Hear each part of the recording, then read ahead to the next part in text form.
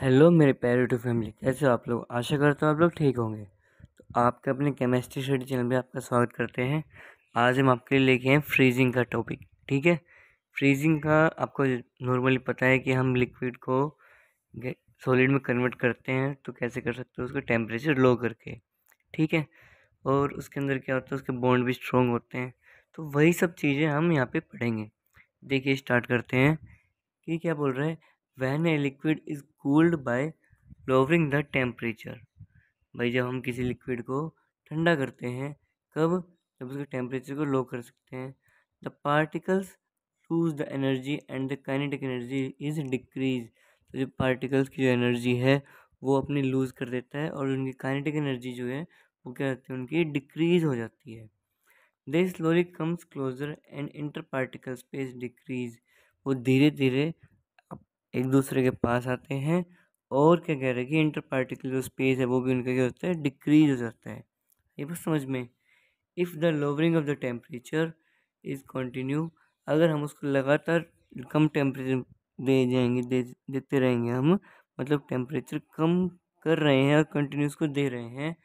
Stable is ultimately reached when the liquid change into the solid state. तो एक ऐसी state आएगी कि जब लिक्विड सॉलिड स्टेट में कन्वर्ट होना स्टार्ट हो जाएगा। आई बात समझ में? मतलब कि एक बॉन्ड बिल्कुल स्ट्रॉन्ग हो जाएंगे उसके, और जो क्लोजली पैक्ड जो पार्टिकल्स हैं वो सॉलिड फॉर्म में कन्वर्ट हो जाएंगे। ठीक है, पार्टिकल्स पास आएंगे तो काइनेटिक एनर्जी जो रहेगी सॉलिड गैस में वो बहुत ही कम रहेगी। ठीक है, और कम रहेगी तो बॉन्ड क्या रहेंगे, उनके स्ट्रॉन्ग रहेंगे। तो इस प्रोसेस को क्या बोलते हैं, फ्रीजिंग बोलते हैं। ठीक है, अब देखिए नेक्स्ट बात करते हैं। कुछ स्केल्स हैं मेज़र करने के टेम्परेचर को। 3 स्केल्स होते हैं। कौन से टेम्परेचर मेज़र करने के लिए? Celsius, Fahrenheit and kelvin. ठीक है, ये 3 स्केल होते हैं, सेल्सियस, फ़ारेनहाइट और केल्विन। देखिए कैसे इनको कन्वर्ट कैसे कर सकते हैं कि थर्मामीटर विथ सेल्सियस एक calibrated from 0 degree to 100 degree Celsius. मतलब थर्मामीटर होता है वो मेज़र करता है कि 0 डिग्री से 100 डिग्री सेल्सियस तक टेम्परेचर को मेज़र कर सकता है। ठीक है, आगे है thermometer with Fahrenheit scale calibrated from 32 Fahrenheit to 212 degree Fahrenheit. अगर वही जो टेम्परेचर है, थर्मामीटर है जो वो मेज़र करे फ़ारेनहाइट स्केल पे, तो 32 डिग्री फ़ारेनहाइट से लेके 212 डिग्री फ़ारेनहाइट तक मेजरमेंट कर सकता है। आई बात समझ में? अब है लास्ट इसका कि केल्विन स्केल। अगर टेम्परेचर केल्विन में डिनोट करें तो ऐसा स्केल जो रहता है आपकी, वो कैसी रहेगी, very common of the these days. मतलब नॉर्मली ये कॉमन है, उनको कन्वर्ट कैसे कर सकते हैं, तो उसका एक फॉर्मूला है कि degree Fahrenheit is equal to 9/5 degree Celsius plus में 32। यहाँ से केल्विन की वैल्यू कैसे निकलेगी कि डिग्री सेल्सियस प्लस में 273.16।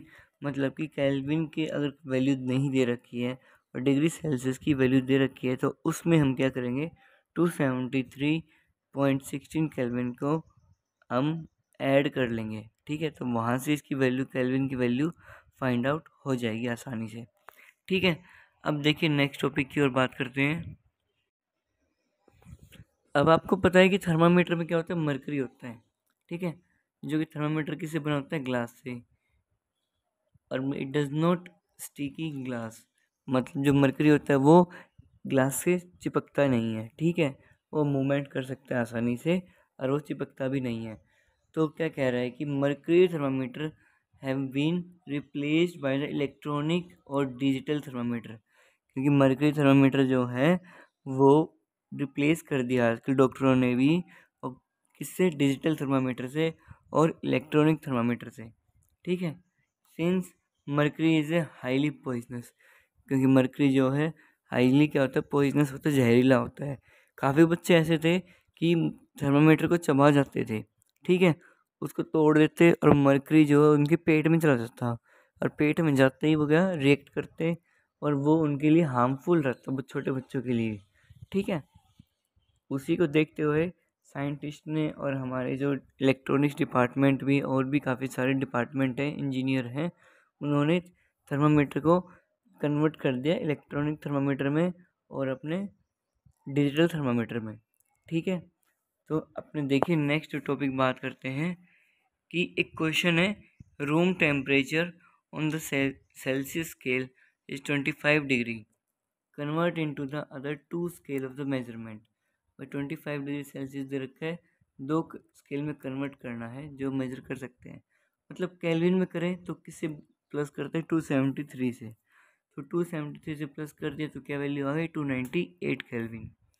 वहीं पे इसको फ़ारेनहाइट में कन्वर्ट करें तो आपको पता है कि 9/5 मल्टीप्लाई 25 प्लस में 32, सॉल्व करेंगे 77 डिग्री फ़ारेनहाइट अपनी वैल्यू आ जाएगी। ठीक है, ऐसे ही नेक्स्ट है कि the body temperature of normal and healthy person is 98.4 degree Fahrenheit, what is the temperature of degree Celsius. मतलब अब इसमें फ़ारेनहाइट में दे दिया और उसने किस में पूछा, डिग्री सेल्सियस में, तो फ़ारेनहाइट वैल्यू दे दी। तो यहाँ पे डिग्री सेल्सियस का फॉर्मूला क्या था कि न यहाँ से हम क्या निकाल देंगे, डिग्री सेल्सियस निकाल देंगे, फ़ारेनहाइट माइनस का 32 हो जाएगा और डिग्री सेल्सियस की मल्टीप्लाई में 5/9 ट्रांसफ़र हो जाएगा राइट हैंड साइड पे। ठीक है, तो वैल्यू क्या आ जाएगी आपकी 36.89 डिग्री सेल्सियस। मतलब ये एक चीज़ देंगे और दूसरी चीज़ आपसे ऑटोमेटिकली पूछी जाएगी। ठीक है, अब देखिए नेक्स्ट की ओर बात करते हैं कि हमारे changing into water vapours, water को वेपर्स में कन्वर्ट करना है, मतलब लिक्विड को किस में कन्वर्ट करना है, गैस में, मतलब वेपराइजेशन प्रोसेस हम कन्वर्ट कर सकते हैं। तो the temperature at which liquid start boiling और the liquid state of substance changing into gaseous state and vapour state. मतलब एक चीज़ बताइए कि जब लिक्विड से हम वेपर में कन्वर्ट करते हैं तो कौन सी प्रोसेस से कर सकते हैं, उनको बॉयल करके, पानी को हम बॉयल करके हम उनको वेपर में कन्वर्ट कर सकते हैं और इजीली वो वेपर में स्टेट में कन्वर्ट होने के बाद वो इवेपोरेट भी हो सकते हैं। ठीक है, तो प्रोसेस कौन सी हो गई, वो हो गई वेपराइजेशन। क्या हो गई, वो हो गई वेपराइजेशन। ठीक है, वेपराइजेशन, वेपराइजेशन प्रोसेस से वो कन्वर्ट हो रही है। अब देखिए लेटेंट हीट ऑफ वेपराइजेशन क्या होता है, ये तो वेपराइजेशन था। अब आप पूछोगे sir latent heat of vaporisation क्या होता है, कि बड़े भैया लेटेंट हीट ऑफ वेपराइजेशन क्या होता है, the amount of heat energy, भाई जितनी अमाउंट हमारी लग रही है एनर्जी की रिक्वायर है किसमें, 1 kg of liquid at its boiling point into its vapor state without any rise in temperature। बिना टेम्परेचर बढ़ाए, क्या कह रहा है, बिना टेम्परेचर इंक्रीज करे जो लिक्विड स्टेट को कन्वर्ट कर रहा है वेपर स्टेट में, उस बॉइलिंग पॉइंट जो, मतलब क्या कह रहा है कि कन्वर्ट कर रहा है 1 kg ऑफ द, दोबारा देखिए कि 1 kg ऑफ लिक्विड है। ठीक है, क्या है, 1 kg लिक्विड केजी में होता है क्या, नहीं होता, लिक्विड तो लीटर में होता है, लेकिन एनर्जी जो लग रही है उसकी जो अमाउंट है वो रिक्वायरमेंट हो रही है 1 kg की, कन्वर्ट कर रहा है liquid at its boiling point temperature vapour state without change in rise in temperature. Liquid temperature को देख कुछ नहीं है कि जब हम लिक्विड से कन्वर्ट कर रहे हैं किस में, वेपर में, और उसमें जितनी एनर्जी यूज़ हो रही है, जितनी एनर्जी की रिक्वायरमेंट है, ठीक है, उस एनर्जी को हम बोलते हैं लेटेंट हीट ऑफ वेपराइजेशन। उसमें होगी कितनी, 1 kg होगी। आई बात समझ में, कितनी एनर्जी की रिक्वायरमेंट रहेगी उसमें, 1 kg पे लेके चल रहे हैं हम नॉर्मल टेम्परेचर पे, एटमॉस्फेरिक टेम्परेचर पे। ठीक है, अब नेक्स्ट जो टॉपिक बनता है अपना, difference between gases and vapours के बीच में। अब आपको पता है कि गैस अलग होती है और वेपर्स क्या होते हैं, अलग होते हैं। We have using the terms gas and vapours both represent the gaseous state of a substance, are the two terms same और there in some different in them, a careful indicates the air not same. ठीक है, अब देख क्या कह रहा है कि गैसेस और वेपर जो है रिप्रेजेंट कर सकते हैं हम दोनों को गैसेस स्टेट में। ठीक है, कि गैसेस ऑफ अ सब्सटेंस में रिप्रेजेंट कर सकते हैं, लेकिन जो टर्म्स है दोनों के दोनों वो सेम हो सकती हैं और वो डिफरेंट भी हो सकती हैं। ठीक है, तो हम देखते हैं कि क्या हो सकता है, कि ये सेम होगी या डिफरेंट होगी, कि ये दोनों एयर जो हैं गैसेस से अलग है। हम उसको देख क्या कह सकते हैं, we can use the terms vapours represent gaseous state of substance which is liquid at room temperature. For the rest of the terms of gas to be used, भाई देखिए कि गैसेस को कब, कोई भी सब्सटेंस है गैसेस में कैसे है वो सिर्फ रूम टेम्परेचर पे है। ठीक है, लिक्विड कब है, वो रूम टेम्परेचर पे। For the rest the terms of the gas is to be used, तो भी क्या कह सकते हैं, हम उसको कन्वर्ट करेंगे गैस में तो भी नॉर्मल टेम्परेचर पे ही करेंगे। आई बात समझ में, क्लियर है। अब देखिए नेक्स्ट बात करते हैं, इसी से रिलेटेड टॉपिक है कि significance of boiling point temperature, उसका सिग्निफिकेंस कैसा रहेगा। अच्छा एक बात बताओ कि वेपर और गैस में कन्वर्ट कर रहे हैं तो हम बॉईल करने पे जो वेपर बना रहे हैं, ठीक है, तो उसको टेम्परेचर देना पड़ रहा है, रिक्वायरमेंट हो रही है, ठीक है। लेकिन वहीं पे हम गैसेस के बारे में बात करें तो वो तो नॉर्मल टेम्परेचर पे हुई, ठीक है, गैसेस तो नॉर्मल टेम्परेचर पे हो गई, लेकिन वेपर क्या हो गया, वो उसको लिक्विड से कन्वर्ट कर रहे हैं टेम्परेचर दे के हम, ठीक है।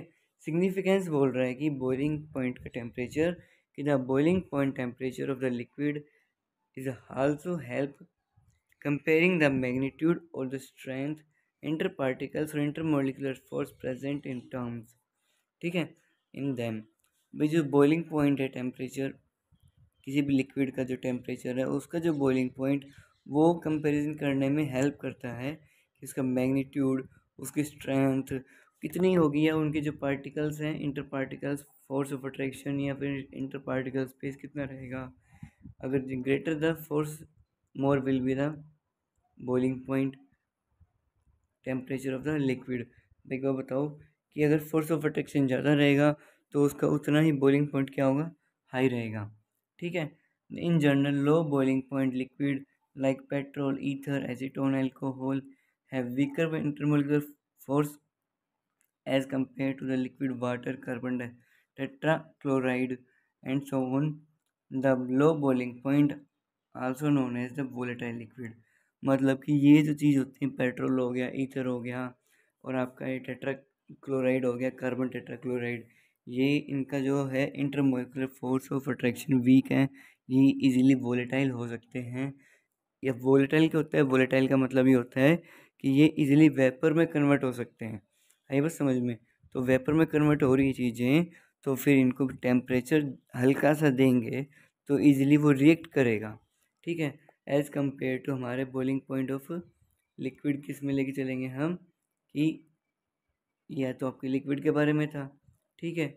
अब greater the force of attraction, जैसे कि मान के चलिए कि आपका पानी हो गया, पानी का कंपैरिजन करें हम पेट्रोल के साथ, तो पानी को बॉइलिंग पॉइंट की ज़्यादा ज़रूरत है, टेम्परेचर देंगे तो जब भी वो बॉयल होगा और वो वेपर में कन्वर्ट होगा। आई बात समझ में, मतलब कि फोर्स ऑफ अट्रैक्शन ज़्यादा तो आपका बॉइलिंग पॉइंट भी ज़्यादा, फोर्स ऑफ अट्रैक्शन ज़्यादा तो क्या होगा, बॉइलिंग पॉइंट भी ज़्यादा और टेम्परेचर भी ज़्यादा रहेगा ये, ठीक है, मतलब कि डायरेक्टली प्रोपोर्शनल तीनों टर्म्स, ठीक है। अगर आपको वीडियो अच्छी लगी हो तो आज के लिए इतना काफ़ी रहेगा। वीडियो अच्छी लगी हो तो वीडियो को लाइक करें, चैनल को ज़्यादा से ज़्यादा शेयर करें ताकि ये हेल्पफुल लोगों के पास पहुंच सके, ठीक है, ताकि जो ज़रूरतमंद जो लोग हैं वो आसानी से अपनी स्टडी कंप्लीट कर सकें, ठीक है। और चैनल पे बने रहिए क्योंकि हर एक क्लास की वीडियो आ रही है, लेकिन कुछ टेक्निकल इशू की वजह से हम डेली वीडियो नहीं ला पा रहे हैं हर क्लासेस की, लेकिन हर दिन एक वीडियो आ रही है, एक क्लास की तो डेफिनेटली आएगी आएगी, ठीक है। तो चैनल पे बने रहिए, प्लीज़ स्टे ट्यून, और आप अपना ध्यान रखिए। Thank you, have a nice day.